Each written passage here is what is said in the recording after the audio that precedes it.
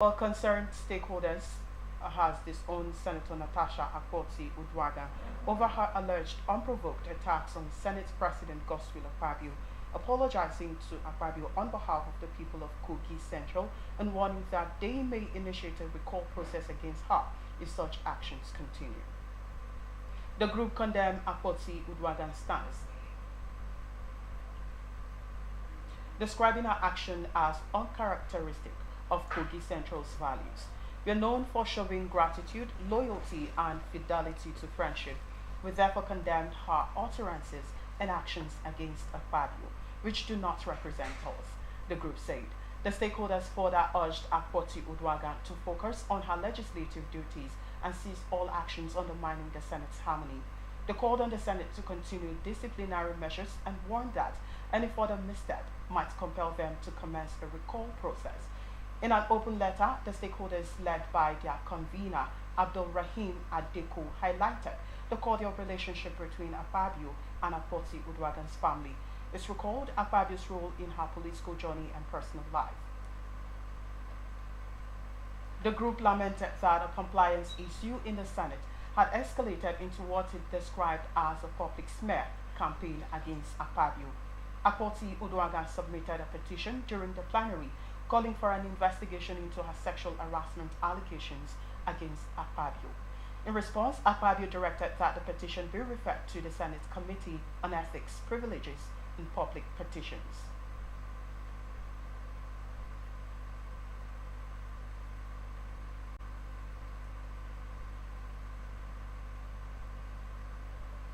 However, the decision sparked a heated debate among senators. Senate Chief Whip Mohammed Monguno cited Order 40 of the Senate Standing Rules, arguing that the petition should not be accepted as the matter was already before the court. He also noted that Akpoti-Uduaghan violated Senate rules by personally signing her petition. Former Senate Majority Leader Abubakar Abdullahi countered, stating that since the petition had been accepted, the committee should be allowed to handle it objectively. However, the Senate Ethics, Privileges, and Public Petitions Committee declined to entertain Akpoti-Uduaghan's petition, citing procedural violations and legal constraints.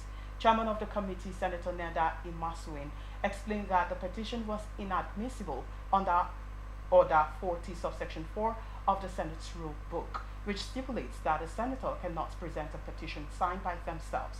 Instead, it must be submitted through another senator. This fundamental breach rendered the petition invalid from the outset. Justice Egwatu, granting an interim injunction, directed the defendants to appear within 72 hours of being served to explain why a full interlocutory injunction should not be issued against them. The case was adjourned to March 10 for further proceedings. All this come as supporters of Akpoti-Uduaghan and Akpabio clashed at the National Assembly yesterday. But the demonstrations began when Akpoti-Uduaghan supporters, including civil society groups and concerned citizens, gathered at the National Assembly entrance calling for Akpabio's resignation, carrying placards with inscriptions such as "Akpabio must go" and "We stand with Senator Natasha." They demanded a thorough investigation into the allegations. In a counter-protest, Akpabio supporters, operating under the banner of United Women of Good Governance, staged a demonstration in defense of the Senate President. They carried placards with messages such as "Apologize to the Senate President" and "We say no to Natasha's serial blackmailing," insisting that Akpoti-Uduaghan retract her accusations. The group argued that Akpabio had always regarded Akpoti-Uduaghan as a daughter and friend. Security operatives at the National Assembly Arcade intervened earlier to disperse Akpoti-Uduaghan supporters using tear gas. Undeterred, the protesters regrouped at the Unity Fountain, continuing that demonstration. Well, this is about Natasha's case. I mean, it's been making the round on social media so far. Well, I don't know if you follow the trend in it, John. Yes, I did. I did. Of course, why would it involved in number 4? It is number 3rd man in the country, so of course we carry it. Oh, okay, so what would you make of this story? I don't know, but first off, I want to make something clear first. Sexual harassment is a very, very, very disturbing issue.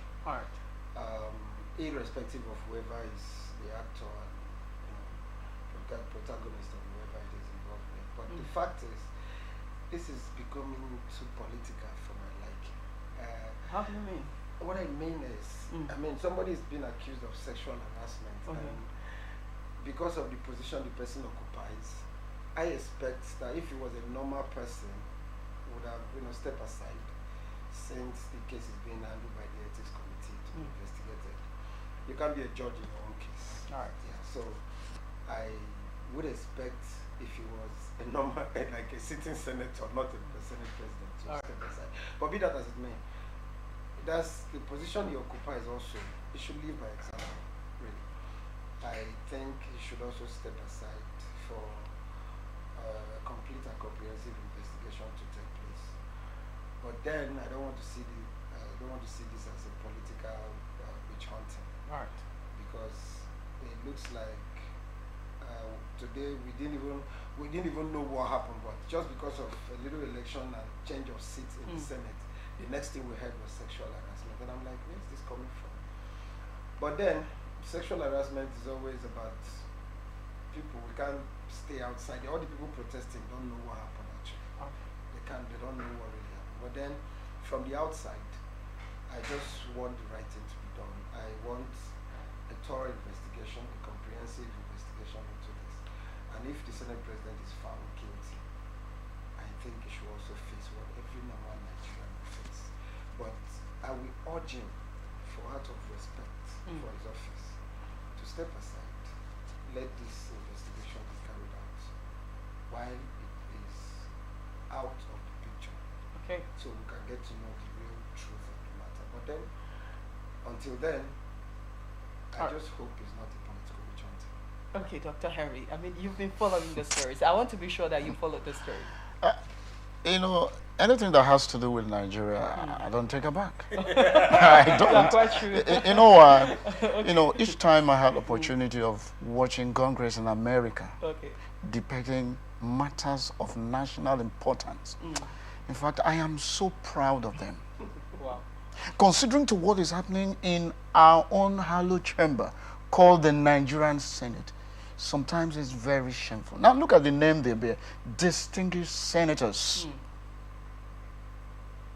They don't know that they are the most privileged to have represented their senatorial district at that higher level, which in fact you must be the most important person at that hierarchy. So you must respect the wish of the people to have elected you to represent them at that high level. But look at what is happening. Now, take a look at this very holistically. It started, my seat was changed. You should have informed me. From there, it spilled over to sexual harassment and all of that. Okay. Imagine all of this.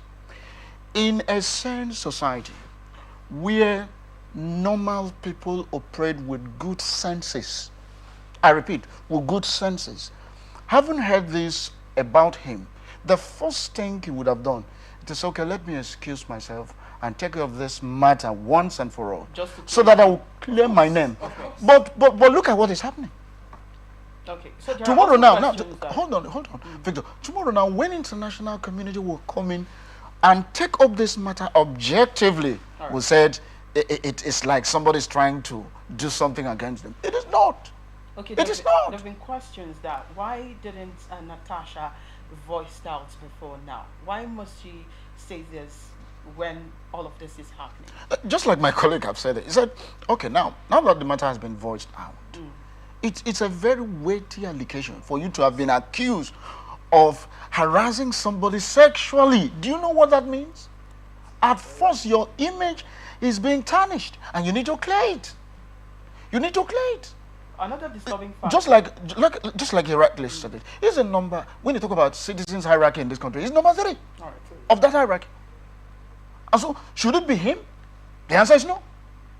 Still in this matter of sexual harassment, well, Kogi group rather, some people are, disowning Natasha as regards to this, and they are also, she's been threatened that she might be recalled from the Senate seat and all of that. What do you they shouldn't make it a trade, because they want to infringe on her constitutional right. Okay. Anybody that is saying that, in fact, if care is not taken, that the leader of that group should be queried for saying so, because they are trying to fringe or tampered with her constitutional right. I keep saying that. I will not sit down here to look at the matter based on sentiment side. No, I can't do that. And so if they have done that, they should apologize to that woman and retrieve their step from doing that. If they want to support whoever they want to support, it is their own right to do that. But don't, as a result of your civil action, you take laws into your hand. Okay. Let the right thing always prevail at every given time. And that will give us a good name than what is going on so far. All right, so and then the Senate President has cleared his name from all of this, saying he has never done such, he's never done such a thing to any women. In short, he's gender friendly and all of that. So what would you make of this? Well, we know the Senate President, Senator Godswill Akpabio. He's been in power for so many years. Since 1999, he's still there. And I think this is the first time we're hearing this. That's why I'm saying, as weighty as it is, it should just step aside and make sure that this is taken care of. Because, I mean, at the point where he is right now, this is not what he needs. Okay. This tarnishing is not what he needs right now. And to prove his innocence, I think if you see, it's not everybody that commits a crime always denies first. All right. If you commit a in fact, at the point of you being caught red-handed, you still deny until everything is proven beyond every reasonable doubt that you actually committed a crime. That's the point when you don't know, you don't see a way out, and then you give in. So I believe honestly, with all the integrity, that you should step aside. I mean, it's too up there. Okay, when you say this is the first time you're hearing of this allegation, well, there's a video making the rounds on social right now that a woman claims she also experienced such acts from the Senate President while he was in the NDDC, and then she gave him a slap right here in Port Harcourt. And then we are okay. This is coming up now. Where has the woman been all this while? All right. Maybe she was waiting for this time. Okay. Well, this is just me thinking, actually. All right. So again, I also want to ask. We've seen a series of. Lots of people are saying she's supposed to face disciplinary actions for not adhering to the instruction given by the Senate President as regards to change of seat. What would you also say about that? No, I don't know why we keep shutting women up in this society. Why? Okay, she came to work that very day. There was no prior notice for her that her seat was going to be changed. And then all of a sudden, right there in the sitting, she was told to vacate her seat to another seat. And then I love her doggedness, really. All right. I love her doggedness. Sexual harassment or not, that's inconsequential for me. I just love her, and she's a very outspoken person. So she wanted to know why her seat was being changed. And then it was just the whole voice of men upon Abba. And we are fighting for equality and gender equality and what have you, and we want women to take up the highest positions. And this week is women. And then they are shutting people down. Why? Okay, Dr. Harry. Well, you see, a man's head should not be shaved in his absence. Honestly. All right. Now, if this woman, made this complaint, said, please, I want to know why my seat was changed. And for God's sake, that is her right. You can't shut her down. According to reports, she was supposed to obey the instructions and then say whatever she wants to say at the seat where she was instructed. It means that because the Senate President has the power to, allocate seats to any senator. That's what the Red Book says. Okay. Okay. You want to tell us that is what the rule says? The Red Book, yes. Then if the woman asks, and so look, please, why is my seat changed? Well, you can explain. You can explain to her in a very simple terms. Say, look, because of this or that, and clarify her. What if she have taken the seat and then voice whatever she wants to say? If she had obeyed that day, we won't be hearing of sexual. Of all of this, because she knew why she didn't obey. Do you understand the point? Okay. Honestly, if she had obeyed that day and be like a dummy and walk up to where she was told to sit, we would be hearing of this. So maybe she knew something we all don't know. Don't know. That's why she stood firm. Well, the Senate Committee on Disciplinary and Other Privileges have said that her petition is dead on arrival. What would you also make of this? Well, okay, fine. According to the order, the Senate order 40 subsection 4, it says that you can't be a party to your own issue. Yeah. Okay, so she signed her own complaint, right? Okay, that's the problem. That's the problem, right? And that's the case is already in court. Okay. And so it cannot be. Okay, but then having said that, I heard the committee sat the next day, and then she wasn't there. So they now start. So if the House rule says you cannot be a signatory to your own case, how come they are sitting over the case? Why didn't they just wait for the court order? Why didn't they wait for court to exhaust these proceedings before they sit? But okay, now you see what is happening now. Now they said it's against the rule, and then at the same time they are still sitting on the case. So it means that something is about to be wrapped up. I don't know if you're looking at it from the point I'm saying it. Because if they are in a hurry to sit over the case that they said they could not be sat on, how come? Why are they? Is something trying? Are they hurrying to cover up something or what? All right. So Dr. Henry, we've seen protests and counter protests from the team Akpabio and team Natasha at this point. Team Akpabio. Okay, team Akpabio and that of Natasha. Team Natasha. This matter seems to be in the Senate Petitions Committee and in the court as well. All right. You see, but she said the matter hasn't been in court yet. It hasn't? Yes. But the Senate was somehow restrained from looking into that matter. So how come? That it hasn't been in court, that she filed a different case entirely. Oh, she filed a different case? Yes. In connection to that matter, right? Not in connection with So that. how come the Senate itself?